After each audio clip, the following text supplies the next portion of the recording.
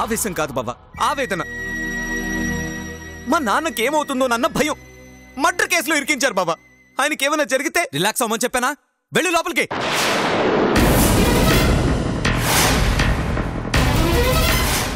వెళ్తాను, కానీ మా నాన్నకి ఏదైనా జరిగితే మాత్రం నిన్ను మాత్రం వదిలిపెట్టను.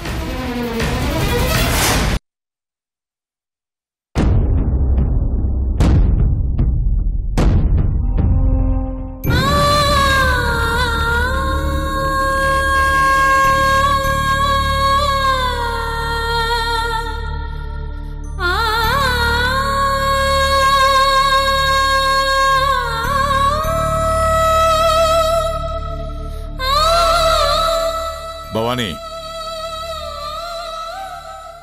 నా కూతురు చచ్చిపోయి 2 రోజులైనది.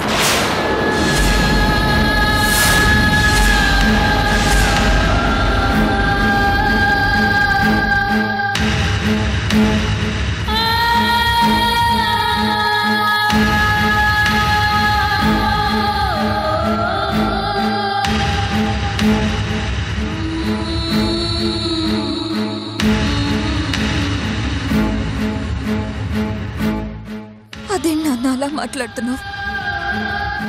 మరి ఇంకెలా మాట్లాడాలి? 10 మందిలో కారణం చెప్పకుండా పెళ్లి ఆపినప్పుడే నా కూతురు చచ్చిందనుకున్నాను.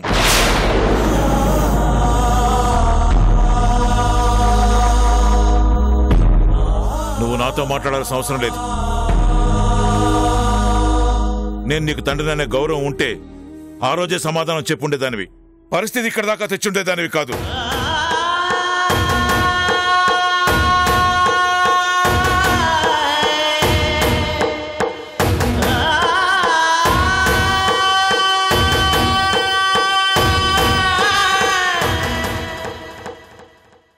నా మాట ఒక్కసారి వినండి నాన్న. ఒక్కసారి విన్నందుకే కథ ఇక్కడ దాకా వచ్చింది. పెళ్లి ఆపిన కారణం తప్ప నేను మరేది వినదలుచుకోలేదు.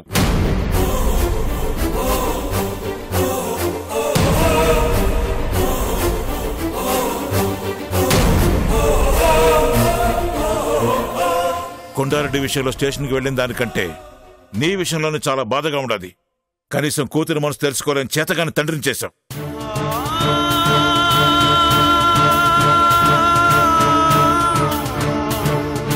తను మీకు కూడా చెప్పుకోలేని ప్రాబ్లంలో ఉందేమో అనిపిస్తుంది. సరే, తండ్రిగా నాతో చెప్పుకోలేకపోయింది, కనీసం తల్లికైనా చెప్పొచ్చు కదా.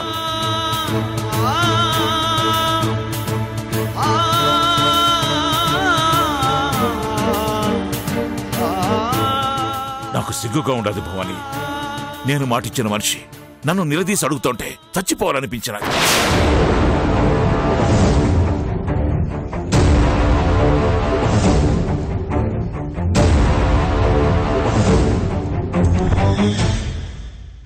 నమ్మిన తండ్రిని మోసం చేశావు.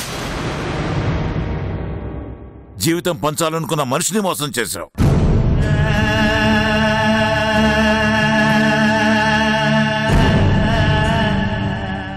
నా పరువు తీసే మనుషులు నా ఇంట్లో ఉండాల్సిన అవసరం లేదు. దయచేసి వెళ్ళిపోండి.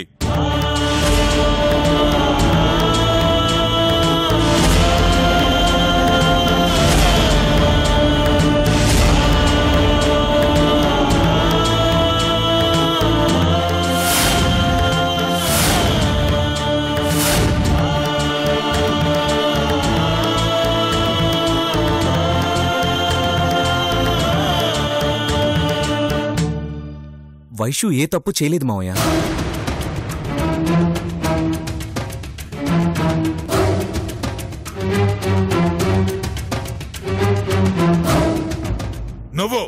నువ్వు మాట్లాడుకో.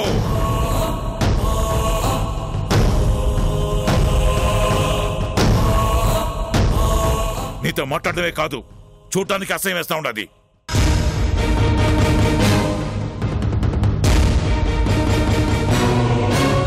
ఇన్నేళ్ల జీవితకాలంలో ఈ పెద్దిరెడ్డి తప్పేదైనా చేసున్నాడంటే అది నిన్ను ఈ ఇంట్లో చేరదీయడమే.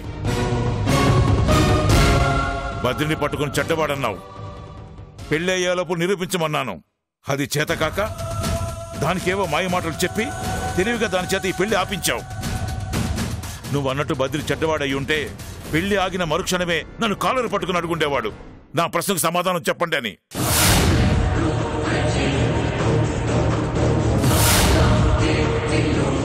మంచి మానవత్వం ఉన్నవాడు కాబట్టే ఇంత జరిగినా నా కోసం పోలీస్ స్టేషన్కి వచ్చాడు. రాకూడదనుకున్న నన్ను ఇంటికి తీసుకొచ్చాడు. భవానీ, నా మాట అంటే లెక్కలేని వాళ్ళు నా ఇంట్లో ఉండాల్సిన అవసరం లేదు.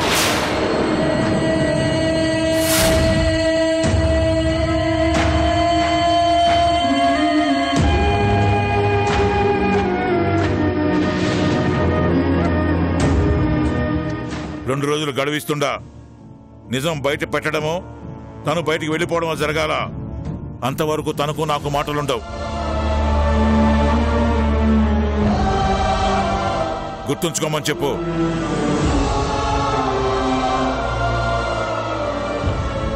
అన్నా,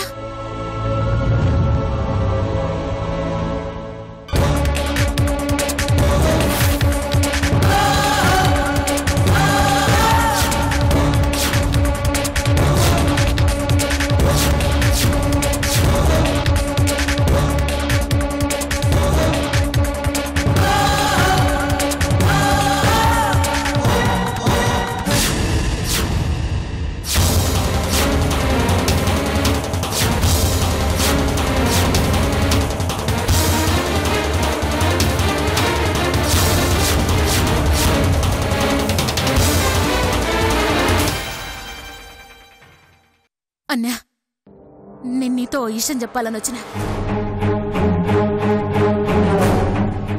వద్దు, నువ్వేం చెప్పొద్దు. నేనేం వినను. సరే, మీ అమ్మని తీసుకెళ్ళు. వెళ్ళిపోండి. అన్నా, ఒక్కసారి నా మాట వినన్నా. మీరు ఇక్కడి నుంచి వెళ్ళకపోతే నా గొంతు కోసుకొని ఇక్కడే చచ్చిపోతాను.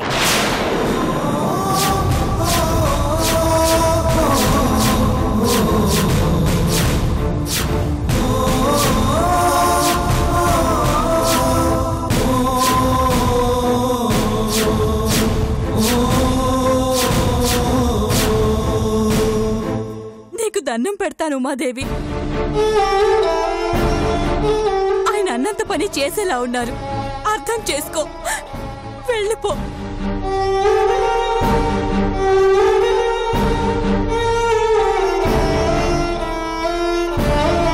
ఏంటండి మీరు? మావయ్య అసలే ఆవేశంగా ఉన్నాడు. ఇలాంటి టైంలో కోపం తెప్పిస్తారంటే ప్లీజ్ దయచేసి ఇక్కడి నుంచి వెళ్ళిపోండి. ఏదైనా ఉంటే తర్వాత చూసుకుందాం. ఏంట్రా చూసుకునేది? ఇదంతా నీ వల్లే జరుగుతుంది. సరే, ఇంకొక మాట బద్రిని ఏమైనా అంటే మర్యాదగా ఉండదు.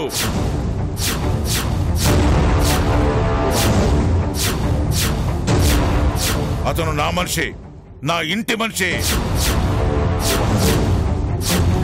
పరాయి వాళ్ళు జోక్యం చేసుకుంటే ఊరుకునేది లేదు.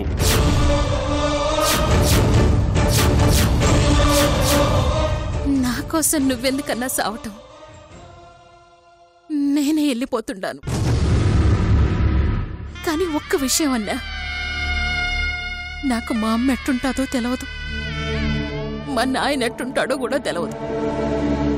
వాళ్ళిద్దరిని నీలో చూసుకొని బతికినా. నీకన్నా నాకేది ఎక్కువ కాదన్నా.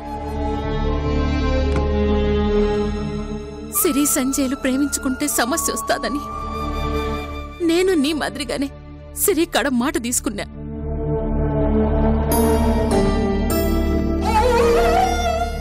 కానీ ప్రేమ కదా, దానికదే వాళ్లలో కలిగినది.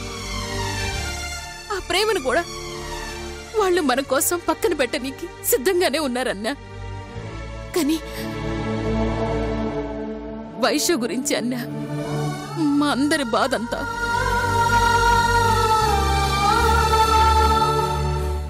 వద్దు, ఎవరి గురించి బాధపడని అవసరం లేదు. ఎవరి పరిధుల్లో వాళ్ళుంటే మంచిది.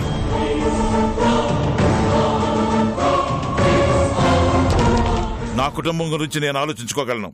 బంధాలు బంధుత్వాలు వదిలేస్తే కానీ మిగిలిన నా జీవితానికి ప్రశాంతత దొరికేటట్లేదు. అందుకే అన్నింటికి తెగించిన, అందరితో తెగతింపులు చేసుకుంటున్నా. కన్న కూతురైనా సరే నా మాట కట్టొస్తే సహించేది లేదు. దయచేసి మీరు కూడా నా పనులకు అడ్డు రాకండి. మీ దారి మీరు చూసుకోండి. అట్నే అన్నా, నువ్వు మమ్మల్ని ఇంటికి పిలవకపోయినా పర్వాలేదు,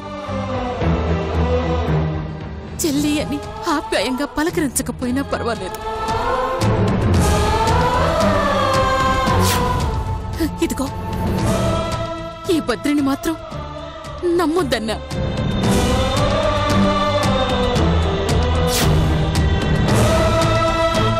ఈ ఇంటి క్షేమం కోరుకునే దానివైతే మళ్ళీ గడప తొక్కొద్దు. అన్నా, ఒక్కసారి నా మాట వినన్నా. బంధాల మీద ప్రేమ పోయినదమ్మా, బంధువుల మాటల మీద నమ్మకం పోయినది. ఎవరిని నమ్మాలో ఎవరిని నమ్మకూడదో ఈ పెద్దిరెడ్డికి తెలుసులేమ్మా. త్వరగా వెళ్ళు. ఈ ఇంటి క్షేమం కోరేదేనవే అయితే మళ్ళీ ఇంటి వైపు రాకు.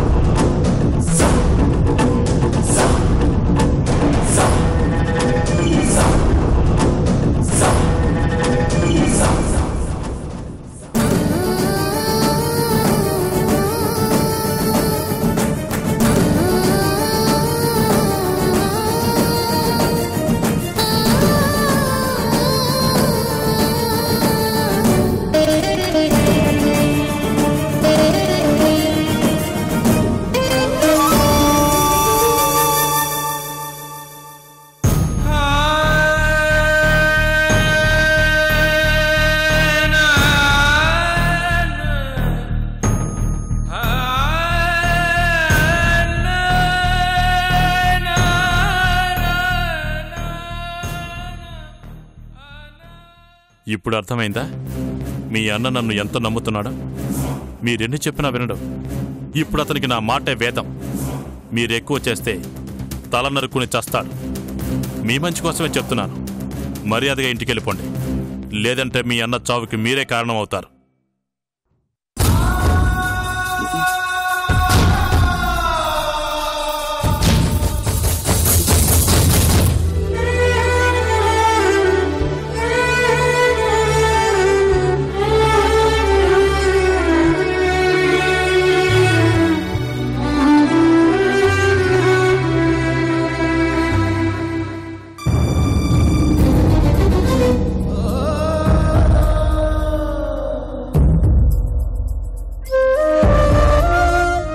సంతోషంగా ఉందా? ఇదేనా నువ్వు కోరుకుంది? నిన్ను తన ప్రాణంగా భావించే నాన్నని నువ్వు మోసం చేశావు. నాన్నని ప్రాణంగా అభిమానించే అత్తని ఆయన దూరం చేసుకున్నాడు. ఇది జరగాలనేనా నువ్వు మౌనంగా ఉంటుంది? ఎందుకు వైషు ఇదంతా చేస్తున్నావు? ఎందుకింత మూర్ఖంగా మారిపోయావు? అసలు ఏమైంది నీకు? అవతల నా ప్రాణం నన్ను దీనంగా చూస్తూ వెళ్ళింది. తనకి సమాధానం చెప్పలేక తలదించుకున్నాను, కానీ నాన్నకి ఎదురు తిరిగి ఒక్క మాట కూడా మాట్లాడలేదు. ఎందుకో తెలుసా? నా ప్రేమ కన్నా నాన్న సంతోషమే ముఖ్యం అనుకున్నాను కాబట్టి.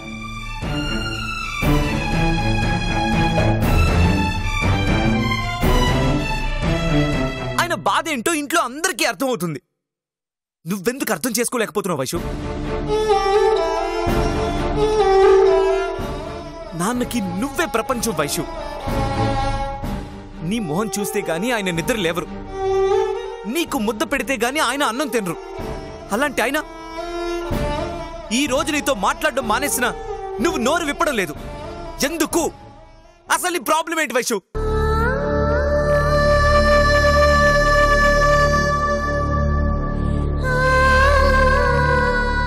అమ్మా నాన్నలకి చెప్పలేకపోతే కనీసం నాతో అయినా చెప్పొచ్చు కదా.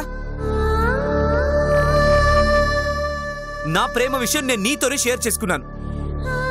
నా లైఫ్లో జరిగే ప్రతిదీ నీతో చెప్తూనే ఉన్నాను. నువ్వెందుకు నీ బాధని నాతో షేర్ చేసుకోలేకపోతున్నావు? ఏ ఈ అన్నయ్య నీ బాధను అర్థం చేసుకోలేడు అనుకుంటున్నావా? సమస్య ఏంటో చెప్తేనే కదా దానికి పరిష్కారం దొరికేది. ఇలా మనసులో దాచుకొని బాధపడితే ఏమొస్తుంది? ఏమొస్తుంది? నువ్వొక్కదాని మౌనంగా ఉండడం వల్ల ఇంట్లో వాళ్ళందరూ సఫర్ అవుతున్నారు. ఆ విషయం అర్థమవుతుందా నీకు? నాన్న మొహం చూశాక కూడా మౌనంగా ఎలా ఉండగలుగుతున్నావు వైషు?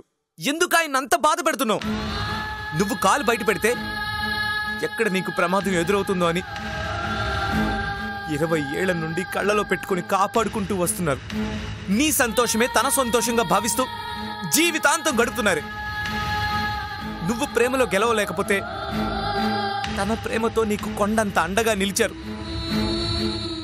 అలాంటి ఆయన్ని మోసం చేసి ఆయన మనసును గాయపరచడానికి నీకు మనసు ఎలా వచ్చిందే? కుటుంబాన్ని సంతోష పెట్టడం తప్ప ఇంకేం తెలియని పిచ్చోడే నాన్న. దూరంగా పెరిగిన నేనే ఆయన బాధను అర్థం చేసుకుని నా ప్రేమని వదులుకోవడానికి సిద్ధపడ్డాను. అలాంటిది ఆయన ప్రేమని పొందుతూ ఆయన సంతోషాన్ని, దుఃఖాన్ని, కష్టాల్ని, సుఖాల్ని చూస్తూ పెరిగిన నువ్వు ఎందుకు అర్థం చేసుకోలేకపోతున్నావు?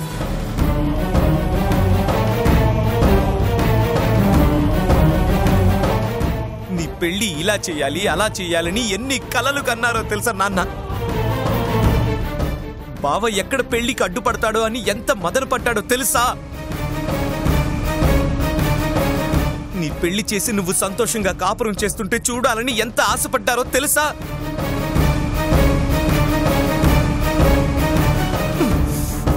ఒక్క మాటతో ఆయన కలలు, ఆశలు అన్నిటినీ సమాధి చేసావు కదే. బావ ప్రవర్తన అర్థం కాక నాన్న చాలా డిస్టర్బ్ అయ్యారు. ఇప్పుడు నీ ప్రవర్తనతో ఆయన్ని ఇంకా పిచ్చోడి చేస్తున్నావు. పెళ్ళాపుతానని చెప్పి బావ ఇబ్బంది పెట్టాడు. చెప్పకుండా పెళ్ళాపి నువ్వు బాధ పెట్టావు. ఇప్పుడు కారణం ఏంటో చెప్పకుండా కష్టపెడుతున్నావు. నువ్వు నోరు విప్పకుండా ఇంట్లో వాళ్ళందరికీ నరక యాతన చూపిస్తున్నావు. ఇంకేం చేయాలనుకుంటున్నావే? ఏం చేయాలనుకుంటున్నావు? ఏం సాధించడం కోసం మౌనంగా ఉంటున్నావు? అరే, కుటుంబంతో కూడా చెప్పుకోలేనంత బాధ ఏం అనుభవిస్తున్నావే? ఏం అనుభవిస్తున్నావు? చెప్పవే ఆ బాధ ఏంటో. ఆ బాధ ఏంటో చెప్పు. ఇప్పుడు ఏడిస్తే ఎవరి గుండెలో కరిగిపోవు. ముందు నీ సమస్య ఏంటో చెప్పాడు. చెప్పు.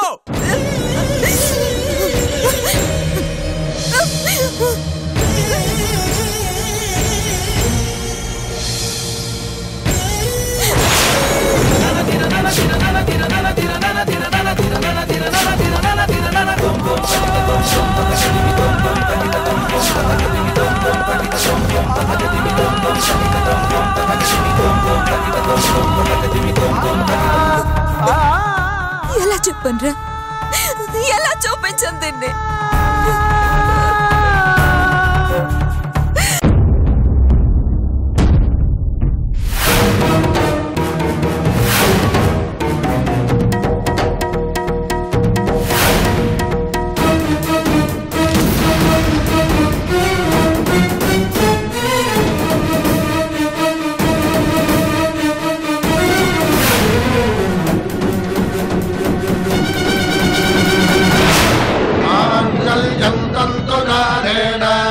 मम जीवन हेतुना कंठे भद्रामि शुभगे त्वं जीव शरदां शतम्।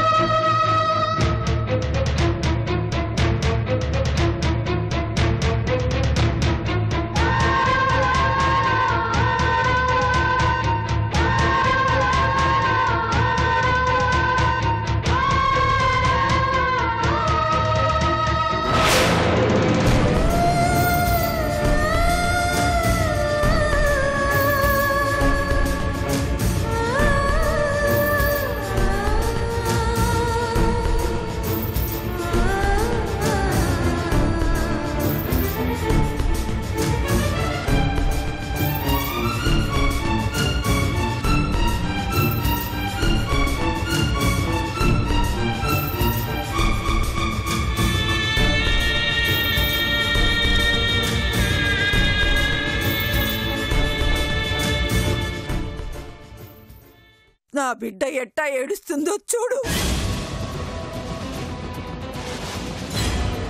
అది చూసినా నీ మనసు కరగడం లేదా? దయచేసి నా కొడుకుని ఏం చేసావో చెప్పు. నాన్న ఎక్కడున్నాడో తెలియక నేనే టెన్షన్తో చచ్చిపోతున్నాను. నువ్వొచ్చి మా మధ్య బంధాన్ని దూరం చేసావు, నాన్నని నాకు దూరం చేసావు.